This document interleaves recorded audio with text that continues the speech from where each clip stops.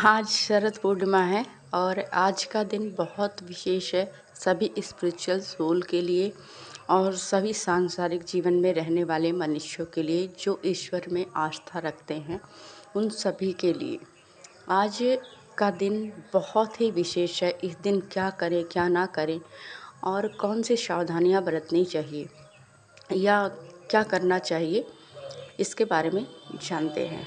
Good morning divine soul, कैसे हैं आप सब? आशा करती हूँ आप सभी मस्त और स्वस्थ होंगे और परमेश्वर की कृपा आप सभी पे सदैव बनी रहेगी। आज जैसा कि सभी को पता है कि हम सभी स्पिरिचुअल सोल को फुल मून का बड़ा इंतज़ार रहता है कि इस दिन हम एक कंप्लीटनेस की ओर जाते हैं, एक पूर्णतः की तरह। पर हर फुल मून से ये मून बहुत ही प्रीशियस और बहुत ही आध्यात्मिक लोगों के लिए विशेष है, क्योंकि बहुत सारे लोग इन चीज़ों को जानते हैं और फुल मून में तो लोग नहीं अवेयर हैं, पर इसके बारे में सभी को पता होता है। हमारे धर्मशास्त्रों में कहा गया है कि इसी दिन श्री कृष्ण ने, भगवत गीता में भी ये वर्णन मिलता है, श्री कृष्ण ने वृंदावन में रास रचाया था। अब रास का मतलब बहुत से सांसारिक लोग लेते हैं कि वो गोपियों के साथ उन्होंने डांडिया खेला या बोलते हैं ना कि आज के ज़माने के युग में लोग बोलते हैं, लड़के लड़कियां बोलते हैं कि उन्होंने डांस किया बहुत सारे लोगों के साथ। पर इसका जो स्पिरिचुअली महत्व है वो सब नहीं जानते हैं। इसका रहस्य क्या है? इसका रहस्य यह है कि जो गोपियाँ कौन थी, इसका मैंने बहुत पहले अपने एक वीडियो में वर्णन किया था, पर आप सभी को नहीं पता होगा क्योंकि सब उस वीडियो तक नहीं पहुँचे होंगे। तो मैं आज यहाँ कुछ बताने की चाहती हूँ कि आप सभी अवेयर हों इसके बारे में। वो गोपियाँ जो अनंत जन्मों से तपस्या साधना में जो ऋषि मुनि थे, वह श्री कृष्ण के सानिध्य में पाने के लिए जब भगवान श्री कृष्ण का द्वापर युग में जन्म हुआ तो उनके सानिध्य प्राप्त करने के लिए, उनकी लीला में उनके साथ देने के लिए और उनके साथ पाने के लिए उन्होंने गोपियों के रूप में जन्म लिया। वह गोपियाँ और कोई नहीं, वह बहुत बड़े संत महात्मा ही गोपियों के रूप में इस धरा पर अवतरित हुए थे द्वापर युग में। पर यहाँ कलयुग में हर चीज़ विकार ही है, तो भ्रांतियाँ फैलाई गई हैं कि कृष्ण हजारों गोपियों के साथ रहते, वह लड़कियाँ थी। मतलब अगर कृष्ण बहुत सारी लड़कियों के साथ कर सकते हैं तो हम क्यों नहीं कर सकते? पर रहस्य को कोई नहीं जानना चाहता, ये हुआ क्यों, कैसे हुआ और सब एक दूसरे में समाहित कैसे हो गए। आजकल के युग में एक लड़की के साथ कोई दूसरी लड़की अगर किसी लड़के को देख लेती है, वह बर्दाश्त नहीं कर पाती। तब कैसे लोगों ने बर्दाश्त किया? क्योंकि ये रियलिटी थी ही नहीं, ये बस हमारी 3D की आंखों में, जो हमारे माया का पर्दा पड़ा हुआ है हमारी आंखों में, बस वह देखने का एक तथ्य बना हुआ है, बाकी सत्यता कुछ और है। तो जब उन ऋषि मुनियों ने अपने तपस्या के बल पे खुद को इस बल पे कर लिया था, वो मोक्ष भी प्राप्त कर सकते थे, पर उन्होंने उस मोक्ष प्राप्त करना सही नहीं समझा, कृष्ण के सानिध्य में रहना सही समझा। उनके प्रेम को हासिल करने के लिए वह इस फिर से द्वापर युग में इस अर्थ पे अवतरित हुए। और जब वह अवतरित हुए तो उन्होंने बारंबार स्नेह पाने के लिए, परमात्मा का उनमें विलय होने के लिए उनसे विनय याचना की कि ऐसा कोई टाइम आप करें कि जहां हम सब आप में विलय हो सके, हमें ऐसा वक्त चाहिए। तो ये दिन कोई और दिन नहीं, आज शरद पूर्णिमा है, आज ही के दिन हुआ था। आज ही के दिन श्री कृष्ण ने रास रचाया था उन गोपियों के साथ, उन महामुनियों के साथ। उनकी तपस्या का फल उन्हें मिला था। ये आज का दिन स्पिरिचुअल दुनिया में बहुत महत्वपूर्ण है, आत्मा का परमात्मा से विलय का दिन है। जब गोपियाँ वहाँ धरा गईं, कृष्ण जी ने रास रचाने का टाइम, सबके लिए यह दिन बहुत महत्वपूर्ण था। सबने बहुत कई जन्मों से इस दिन का इंतज़ार किया था और उन्होंने इस दिन को पाकर सब एक जगह, एक प्रांगण में इकट्ठा हुए, जहाँ आजकल निधिवन जिसे हम बोलते हैं, निधिवन में मान्यता प्राप्त है कि निधिवन में ही श्री कृष्ण ने रास रचाया था। जब वह श्री कृष्ण ने अपनी बांसुरी की तान छेड़ी, परमात्मा की बांसुरी की तान सुन के कौन नहीं मोहित होगा। सब अपने ही धुन में विलय होने लगे, क्योंकि सबने खुद से श्री भगवान से प्रार्थना की थी कि मैं आपके साथ ही विलय होना चाहती हूँ। बहुत सारे उसमें मैरिड थी, बहुत सारी लोग जो थी, जो आधी उम्र की थी, जो बुढ़ी हो चुकी थी। क्या इस अवस्था में ये प्रेम और रास भाता किसी को, लेकिन वह परमात्मा के साथ था। कौन आत्मा परमात्मा में विलय की स्थिति पाना नहीं चाहेगी।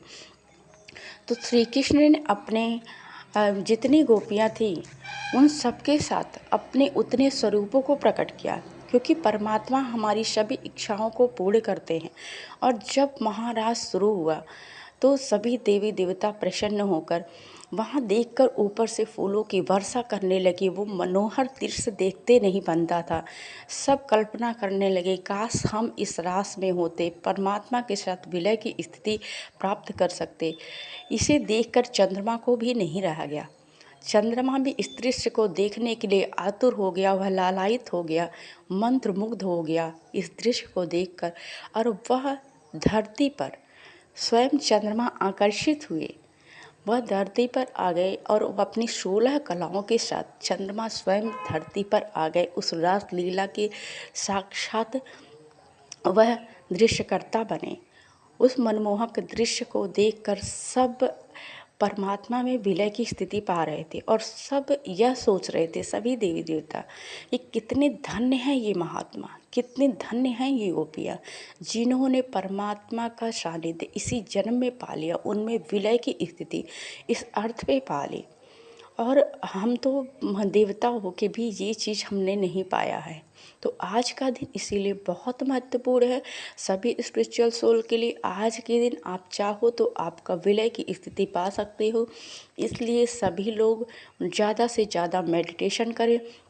कोशिश करें कि चंद्रमा की रोशनी में बैठ के आप मेडिटेशन करें, क्योंकि आज के दिन वैज्ञानिक दृष्टिकोण से भी माना जाए तो आज के दिन जो समुद्र का जो जल तत्व है, चंद्रमा अपनी ओर आकर्षित करता है हर चीज़ को, जल को, वायु को, यहाँ तक कि आकाश को भी आकर्षित करता है। तो आज का दिन जो है बहुत महत्वपूर्ण है।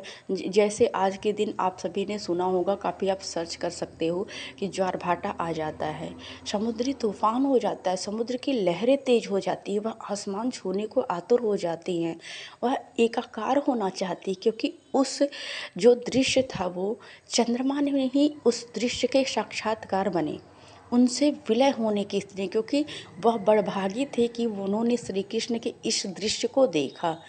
और सब तो ऊपर से ही देख रहे थे, पर चंद्रमा साक्षात्कार हुई, वह अर्थ पर आकर महाराज का उन्होंने अवलोकन किया, उस दृश्य को दृश्यमान हुए।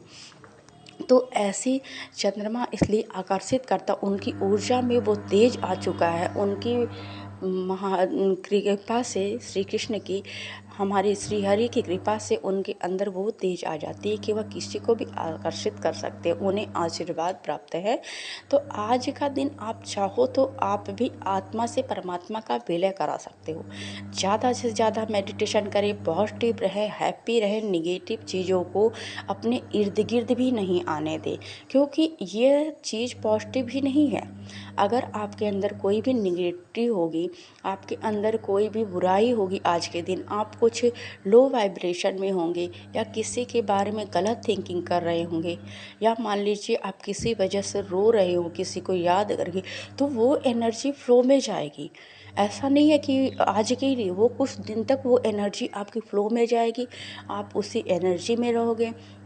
तो यही चाहती हूँ कि आप सभी पॉजिटिव रहें, हैप्पी रहें, और जिस तरह उन गोपियों का साक्षात्कार परमात्मा से हुआ, सभी डिवाइन सोल से बोलना चाहूँगी, सभी ट्विन फिल्म से बोलना चाहूँगी, हमारा जन्म भी परमात्मा से विलय होने के लिए ही हुआ है।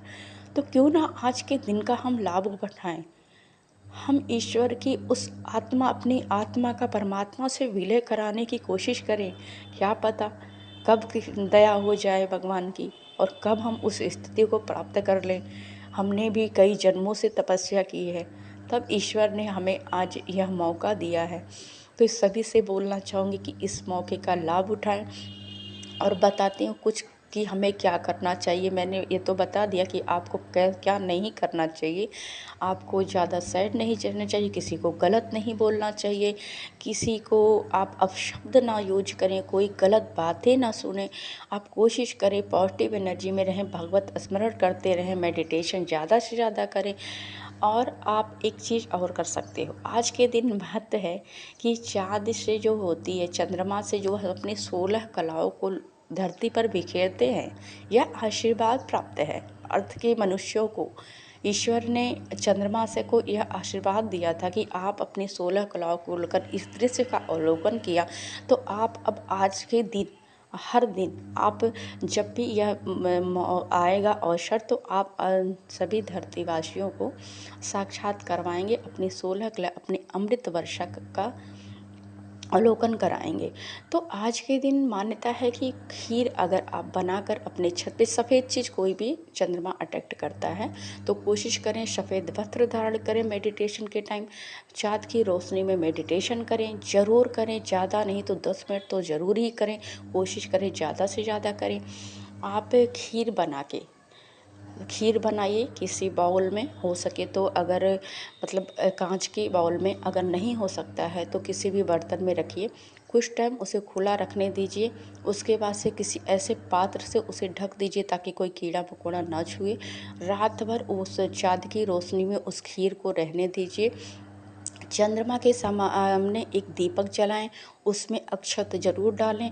और कुछ पानी की टेक्निक भी आप सभी को बताती हूँ, और वो जलाएं कि दीप प्रज्वलित होगा तो आपके अंदर सारी नेगेटिविटी ख़त्म होगी, आप पॉजिटिव एनर्जी में रहोगे, ईश्वर के सानिध्य में बने रहोगे। और आप सभी को ये भी करना है कि आप पानी रखें, किसी कांच के बॉटल में आप पानी रख लीजिए।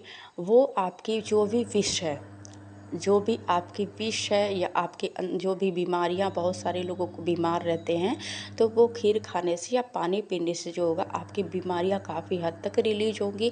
आप ये टेक्निक ज़रूर करें। पानी रखें, पूरी रात उस पानी को बंद बॉटल में रखें, और चाँद के रोशनी सुबह उसे सूर्योदय से पहले उठा लें और उस पानी को आप पीजिए।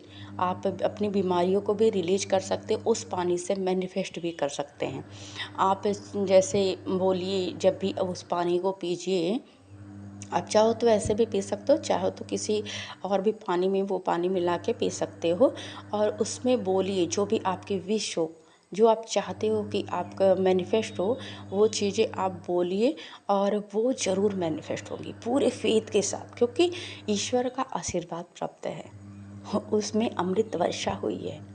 और पॉजिटिव चीज़ें ही अट्रैक्ट करती हैं, तो आप ये ज़रूर करें। और एक ही टेक्निक बात है, शाम को सभी स्नान ज़रूर करें, भले ही थोड़ा मौसम बदल गया है, पर आज सभी शाम को स्नान करें। वो स्नान कैसा होगा कि आप सभी थोड़ा सा दुर्वा लें और हल्दी, और कोशिश करें कि लाल पुष्प या फूल, मतलब सफ़ेद पुष्प, आप पानी में, जिस पानी से आप स्नान करते हो उसमें डाल लें।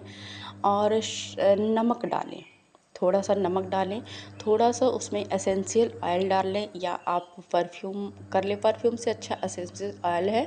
या मान लीजिए नारियल का तेल आपको नहीं मिलता है तो नारियल का तेल हल्का सा कुछ बूंदे उसमें डाल लें, उस जल में।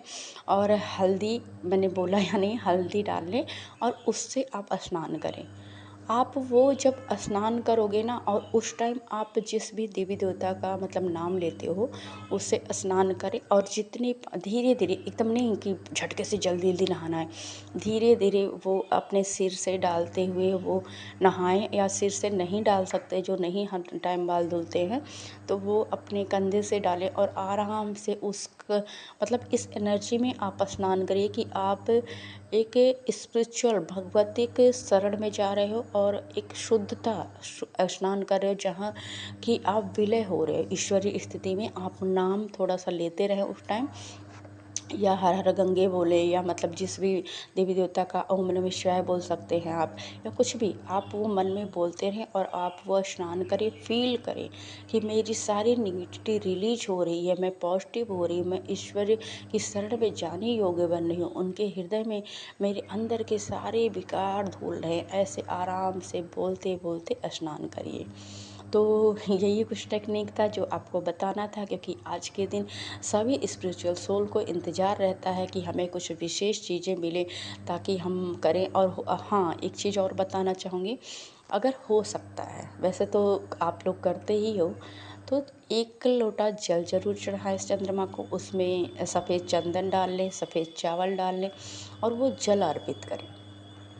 जब आप मेडिटेशन करने जाओ तो सबसे पहले जल ले जाओ, सफ़ेद चंदन ले जाओ, सफ़ेद चावल ले जाओ, एक दिया जला लो चंद्रमा के सानिध्य में रखने के लिए, और वो आप पहले जल अर्पित करो, फिर आप धूप दिखा लो थोड़ा सा, और दिया जला के आप वहाँ मेडिटेशन कर लो 10 मिनट ही, ज़्यादा नहीं, 10 मिनट ही। आपके पास टाइम तो इतना होगा ही, क्योंकि 8:40 पे आज चंद्रोदय का मतलब बना है, वो सुपर मून का जो टाइम है, तो हो जाएगा। सभी उस टाइम पा ही जाते हैं, नहीं भी पाते हैं तो निकाल लो टाइम, क्योंकि आज का दिन विशेष है। बस यही कहना चाहती थी। और जिन जिन सोल को मेरी अगर चैनल से आपको कुछ अच्छे मैसेज रिसीव होते हैं, आपकी हेल्प होती है, तो प्लीज़ चैनल को लाइक करें, सब्सक्राइब करें, कमेंट में अपने जो भी क्वेश्चन है लिखें, अपने सजेशन लिखें, जो भी आपके जिस टॉपिक पे वीडियो चाहिए वो भी आप कमेंट बॉक्स में लिख सकते हो। मैं आपकी हेल्प करने के लिए हमेशा ही तैयार रहती हूँ। जैसे मुझे टाइम मिलता है मैं ज़रूर कोशिश करती हूँ कि आपके किसी न किसी रूप में हेल्प करूँ। तो thank you all, I love you. और सभी को इस शरद पूर्णिमा की बहुत बहुत शुभकामनाएं। आपका दिन मंगलमय हो, ईश्वर के सानिध्य आपको प्राप्त हो, आप अपनी स्पिरिचुअल जर्नी में और भी ग्रोथ करें।